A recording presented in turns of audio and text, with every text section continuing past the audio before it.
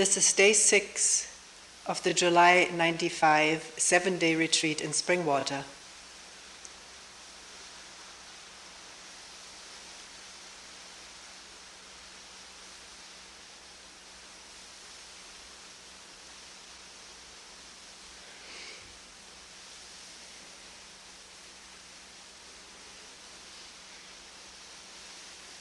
This is a very intense question for many people doing this work.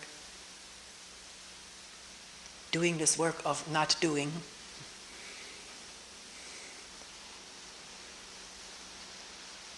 Why, if it is possible that there be moments or periods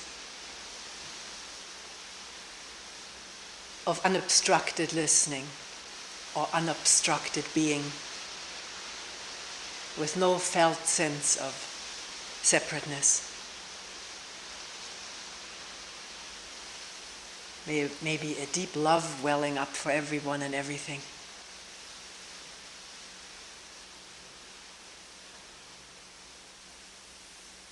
Feeling of the all-rightness of everything, inside or out. Why, if this is possible, and if this is what is maybe our true being, why then this tremendous pull to get involved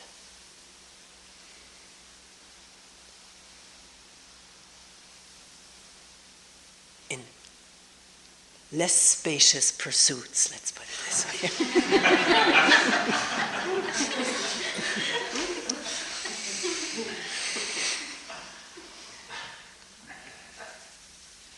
Why do I get so identified with something and defend it to the hilt? Get so hurt if my identity is punctured.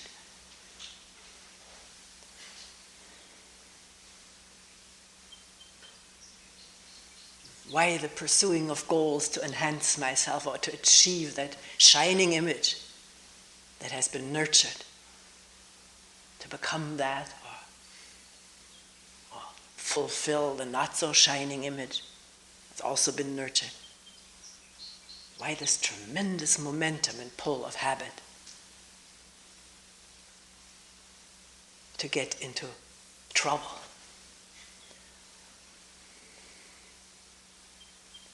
And sometimes the question may be more abstractly asked, particularly if one has been in traditions where Buddhism, Zen, abstractions are used at times, the absolute and the relative. The absolute being,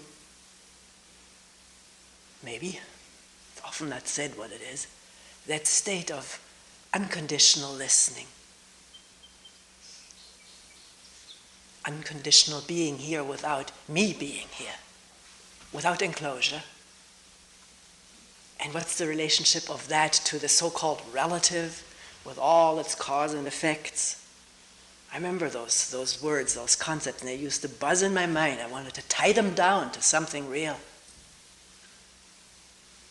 Where does the unconditioned and the conditioned meet? Or what is the meeting point of the absolute and the relative? Somebody asked that. And there may be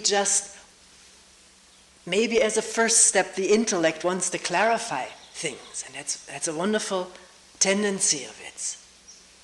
To want to clarify things, put them in order, make them orderly, logical, comprehensible.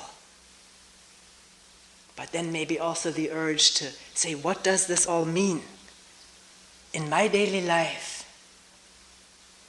The absolute touching the relative, the unconditioned meeting the conditional life, or to put it as concretely as possible. Can there be listening when you tell me something about myself that hurts me? You may have observed something about me.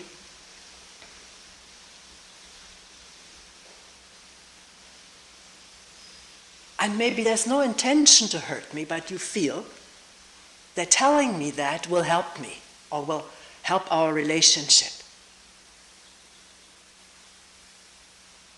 So you describe to me what you have observed about me. And how do I listen? From that shield, that inner target of my image, of how I want to be seen, what I'm holding on to that I am. I am not what you're saying. I'm perfect. Such imagery may not be expressed this way, but that dwells inside and is the target that gets hit as you say something to me about me. So, the words, the description of what you have observed about me becomes the cause for an effect, the effect being my hurt. Feeling misunderstood, insulted, not properly regarded, disrespected, unjustly treated, unjustly, unfairly perceived. We know all that, don't we? This is what maybe one can call, if one wants to tie it up with more abstract concepts, the cause and effect, everlasting, ever perpetuating, so it seems, cause and effect of this relative world, of our conditioned life. Because this hurt here, because there was a target, my shiny image of myself, the puncturing of it, the pain of it, and the pain is real, it's not just mental. Mental pain is also physical, chemical, neuro, electrical, all of the inner workings of this organism are tied up in how we think and how we get hurt and how we want to protect ourselves as a physical process, neurochemical process, trying to keep the image in place, rushing to repair and maintain it, fix up the wounds. And not only that, but to harbor, to remember that hurt, to harbor it, to lick one's wounds, carrying it around, because the thought likes to go back to it. Who knows why, but it does. Go back to this incident, go over it, get just as upset as the first time, form an image of the person who told me that, and some mechanism in there is not intentional, it's so automatic, to get back at her or him sometime. Boom, there it is. I'm telling you what you are, how you behave. And maybe this time, maybe in contrast to the first time where it was said just to try to help someone, or the idea of helping someone, this time it's a little bit with a vengeance.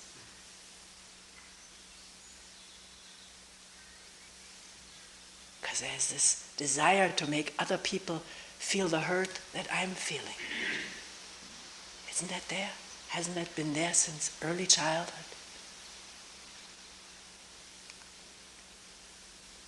Paying back either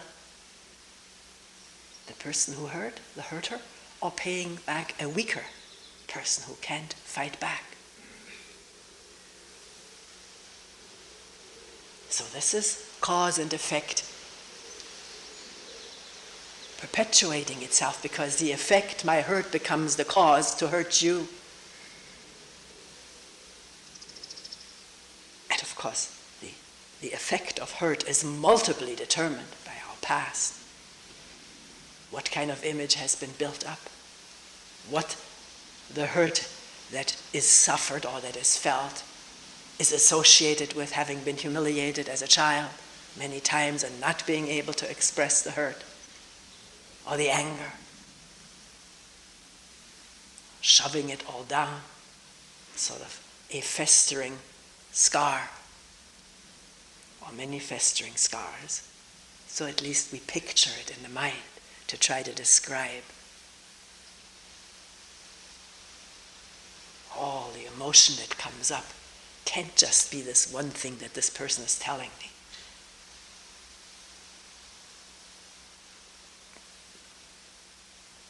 So now back to our initial question.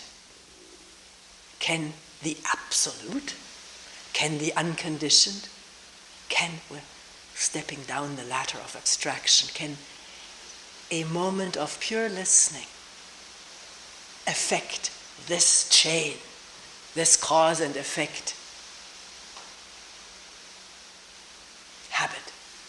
force?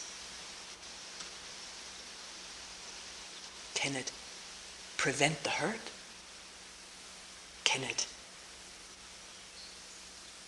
prevent retaliation?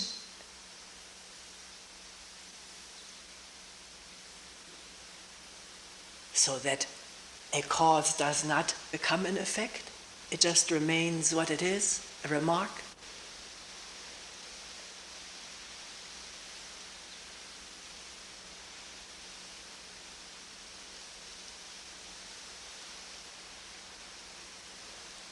So here the other question that we mentioned earlier, why this tremendous momentum to get involved, to get upset, to feel anger, rage, retaliation? We're not mentioning the good sides of us because they take care of themselves quite nicely. Sometimes people wonder why I'm always talking about the negative stuff. That's the burden. That's the problem. That's what we suffer from. We want to free ourselves from and don't know how. Because the more we try, the worse it gets. Because there's frustration, we can't change ourselves. So if this question becomes really intense, passionate question, or maybe just a little bit intense, it doesn't have to imitate anyone in their intensity or passion.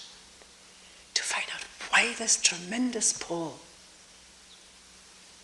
to respond so with such identification, such hurt, such self-protection, such urge to retaliate. Why? And is it inevitable, unalterable, lawful, it can't be changed, it is so, it's human nature? These things are not conducive to looking, but an open question whether this is inevitable and why this power, and acknowledging the power by observing it leads to observation. If I want to find out something and it really has a momentum to it, that urge to find out, to clarify, experiment with, then out of that urge,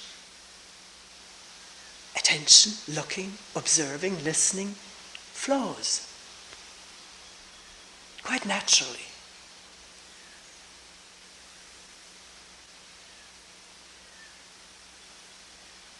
So not just to stop with the rhetoric, why this strong pull, why is it so strong if this other is possible, and sort of throw up one's hands, but to use that. Being so confounded, so confused by it, or so upset or moved by it, that one wants to watch it, not immediately ask for solution. Have to watch what's going on, be in touch with it, observe it, time and time and time and time again, as it comes up. Always anew, always freshly. Is that possible? Not, oh, this is my old fear, but what is this? Right now, as it manifests.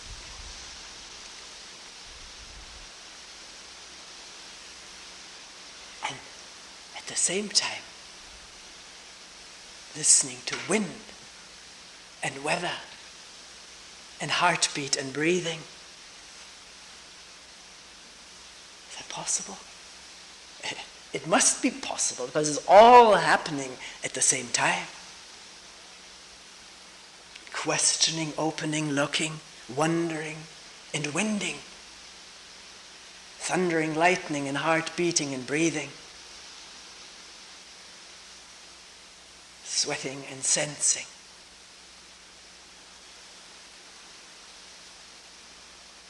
No division needs to be established except the brain habitually does it by labeling it, knowing it, reacting to it. This is good, this is bad, this is easy, this is difficult. And the universe has been parceled up in thought, in imagination, not in reality. still one whole moving affair. Oneself, an integral part of it.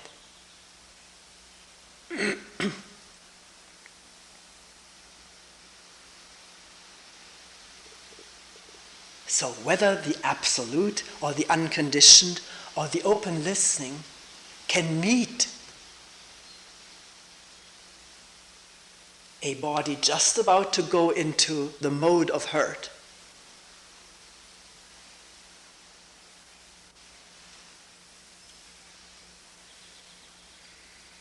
and with the mode of hurt could be the end of listening, and there's just this internal stage play going on. Videos, tapes. Whether whether there can be unconditional listening in our conditioned life, let's find out. Let's watch it. Let's let that question be there, powerfully or weakly, in the foreground or in the background.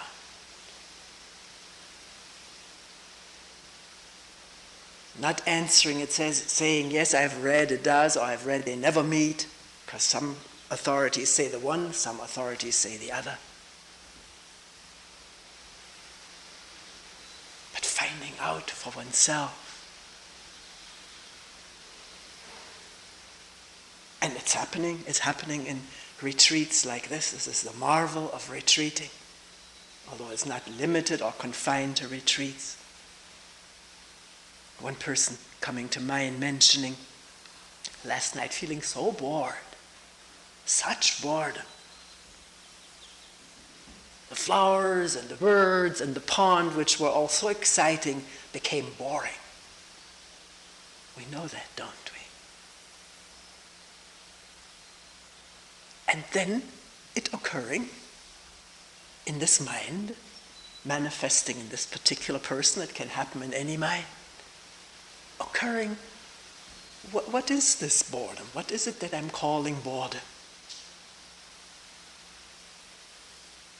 Wondering about it, giving some attention to it, because with wondering comes attention. That's the beauty of it, the magic of it, if you will. And boredom was not to be found. It wasn't there. And she said she was trying it out, walking up to that pond, which appeared so boring in the mind a moment ago.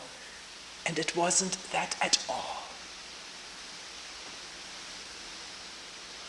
Because there had been a shift in the mind from the idea of boredom, or boredom is wanting to be someplace else, I think. It was mentioned too, looking for something different than all of this boring stuff that can be freshly exciting. The restlessness of the mind.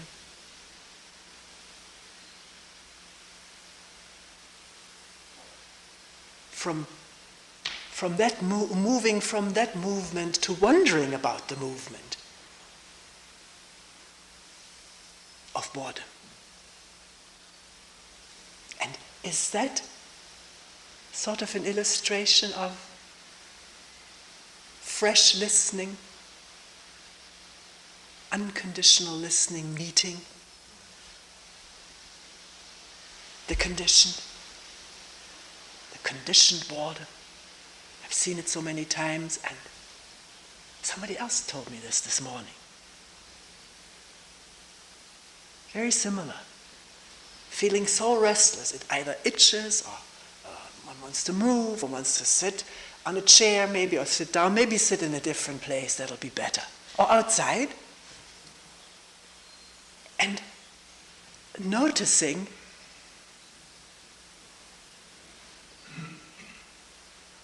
how was it put? Oh, also noticing that the idea, oh, I know this I know already, prevents being in touch with what's there. Knowing it is the filter, is the shield, the separation. But seeing that, being in touch again with the restlessness and wondering about it. And it's a similar thing that happens. when one really looks at something, which is a shift in the state of mind from wanting something different to wondering what's here now, obviously things change. Then what's here appears brightly, clearly, palpably, maybe not spectacularly. That's imagination. The spectacular is usually imagination.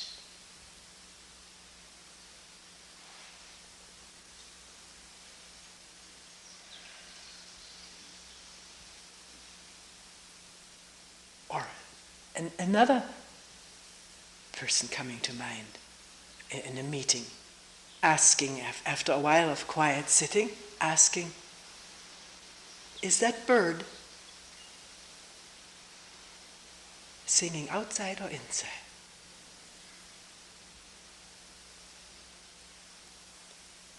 So we're already looking, we're already listening. Is the wind outside or inside?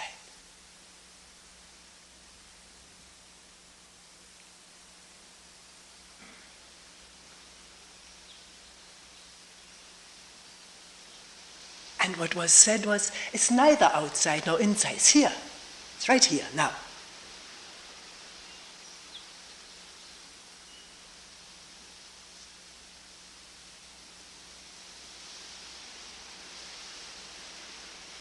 And after some time, the person says, when I try to hear it, it's outside.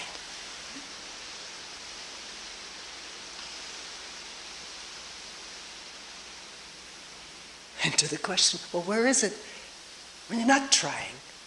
He says, right on my shoulder.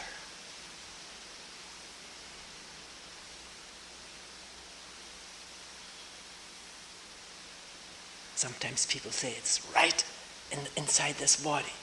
But the expression doesn't matter.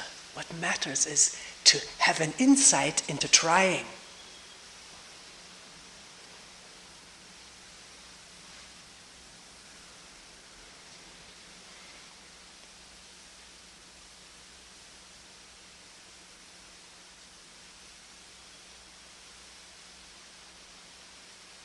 Comes to mind is having years ago been with Kyle to a Krishnamurti talk in Ojai. And after, we were sitting at different places on the tarpaulin, on the ground. And when that talk was over, I noticed Kyle just bouncing up. It's beautiful. Real energy there. And in getting together, he was laughing and crying. People who know Kyle know he likes to do that. Laughing and crying. He says, all my life I've been trying to be a better person.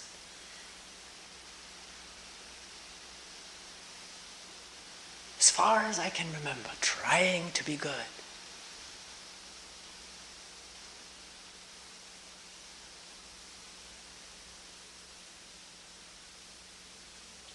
So, I have an insight, or there is an insight that as I'm trying, it gets far away, it's outside.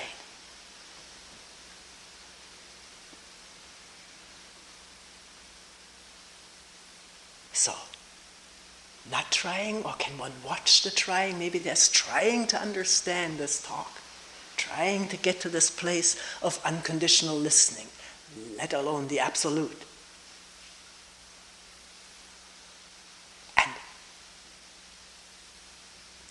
Some awareness of the restlessness of trying. How does it feel? Not make a big thing out of it, that's the danger.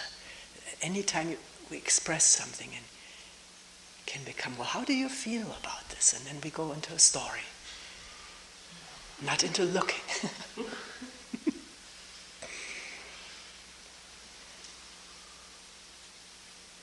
And since we love to tell stories, particularly if there are people who listen to our stories, it is more habit being reinforced. I'm not saying it's bad to tell stories, I tell them myself. It's fun. It's fun to listen to people's stories. real fun and interesting. But I'm referring to this moment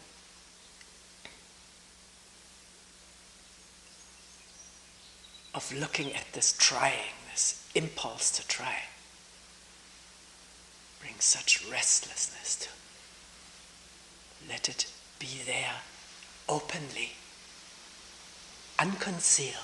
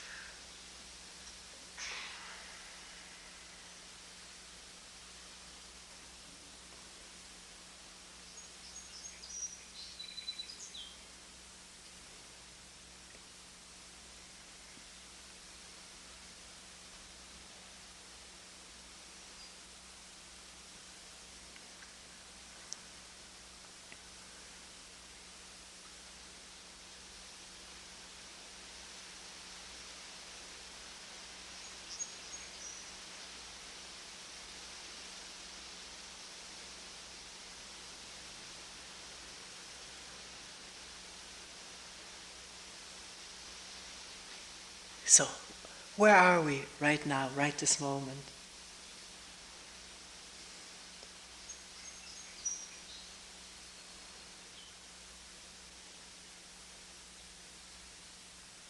Blowing, winding, quivering, breathing, lighting, cooling, peopling, sitting, aching, or welling, quietly, spaciously.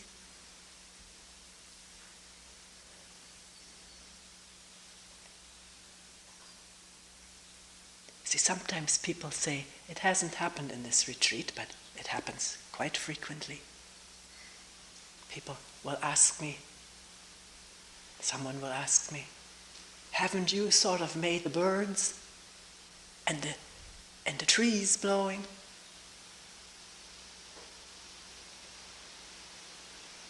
into your bells and rituals?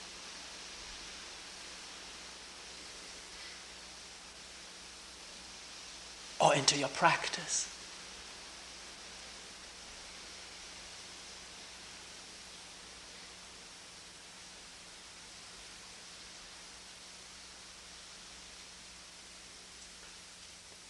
Has one? Is that happening? I have to hear the birds to get liberated?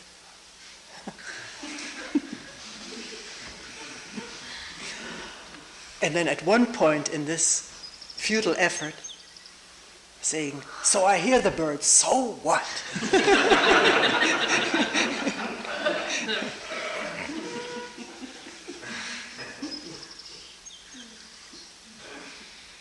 Or is that all? Doesn't seem enough. When that thought arises, it doesn't seem enough, or is that all? Then it isn't all. Then it is that gnawing and enclosing thought of moreness and not enoughness.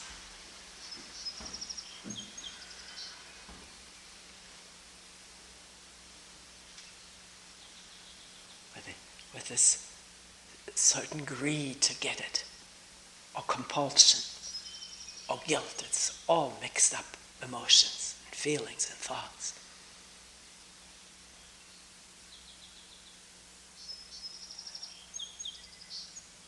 So the listening which reveals bird song, it's there. But sometimes in the wintertime, if you haven't been here, there's no bird, there are no birds. Maybe crows, they're always there, but sometimes they're quiet, believe it or not. No crows, and it's sometimes so quiet in the wintertime, really nothing to be heard, except boom, boom, boom, breathing. But whether there are these lovely birds or not, the listening can be there. It doesn't depend on what is heard. That just appears very purely, clearly, lovely. But it's not absolutely necessary.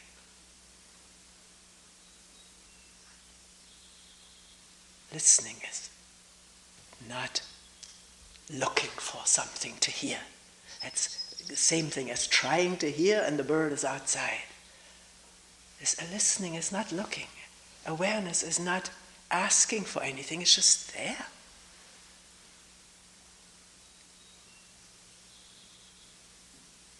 Always there when it's there. Is it there when it's not there? Some say yes, it's always there. I would be careful because it becomes so quickly a comforting dogma or belief, which may hide or prevent the listening. That's how this mind works when it is being observed. It reveals these mechanisms, making direct experiences into formulations or abstractions, dogmas, beliefs, and then clinging to that. You could say, well, why would one right now? Why would one cling to a belief if one can be openly here? But we're not always openly here, it gets covered up, it gets stale, boring. And the restlessness manifests, and trying. And then bringing to mind, reading or hearing recited, a belief or a part of a belief system can have very inspirational qualities. Maybe hearing it set to music, hearing it chanted. Or participating in the chanting or in the hymning. Singing hymns, I mean by hymning. It can be very inspirational. It arouses a certain energy in this small space of my neediness, my incompletion, my restlessness.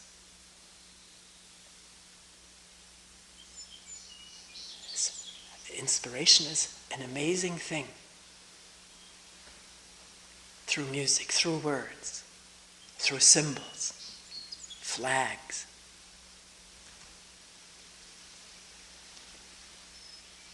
Flag waving. Massing together under one symbol. Sharing that symbol gives tremendous inspirational energy. Whether it's a political symbol or a religious symbol. And the felt inspiration manifesting as maybe shivers or goose pimples. May be interpreted as being touched by the divine. These tremendous structures that despotic leaders have built in their honor. Huge pyramids, castles, towers, arches, all these structures and monuments, they can evoke this shivering and shuddering and being inspired, feeling touched by something extraordinary, maybe divine.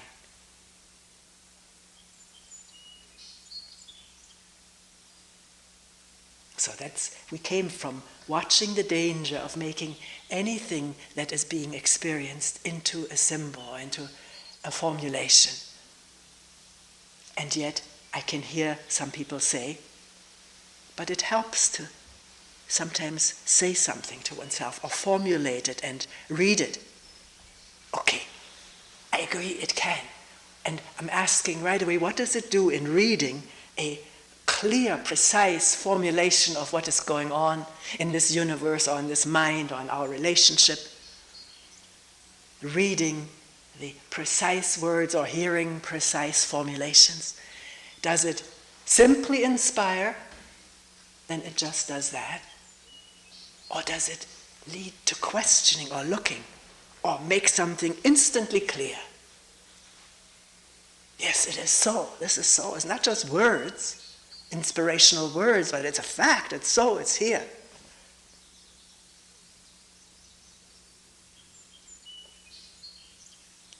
So, we're not condemning.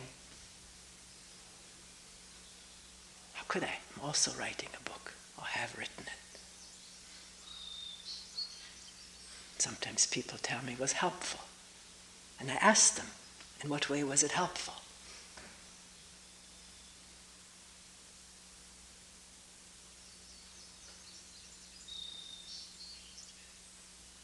Does it lead to or demand listening and looking by oneself?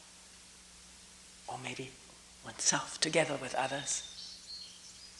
When it can happen alone, it can happen one-on-one, or many interested in somebody formulates something and saying, well, what does it really mean? That's so good when we get together in groups, somebody says something, and somebody else says, what do you really mean by that?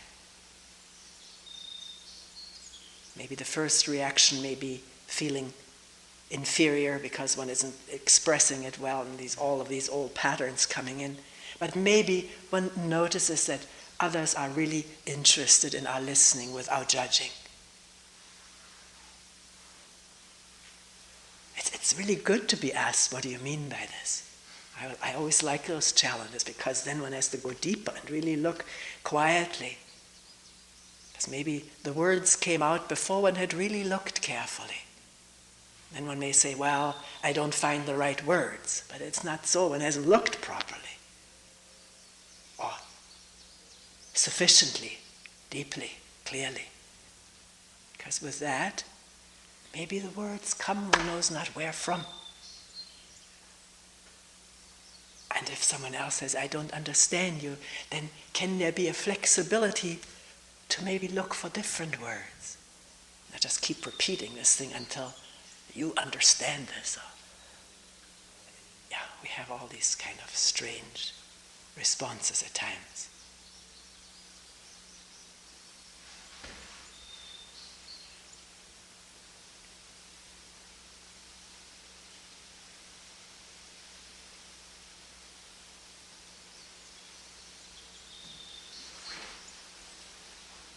Someone asked this morning, well, and really, what am I?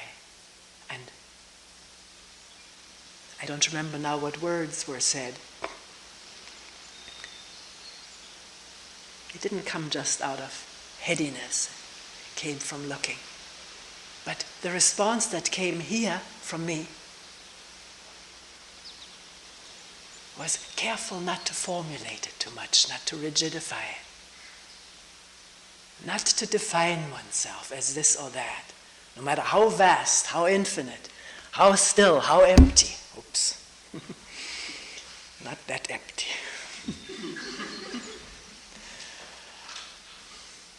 To leave it open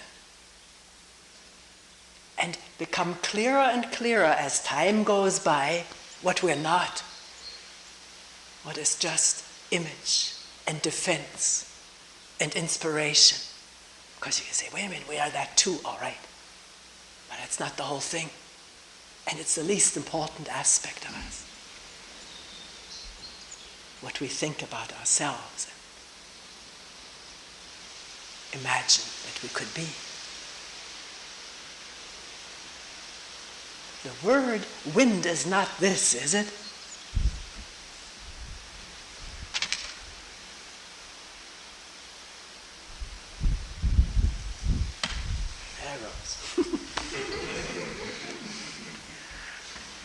Let the words blow in the wind.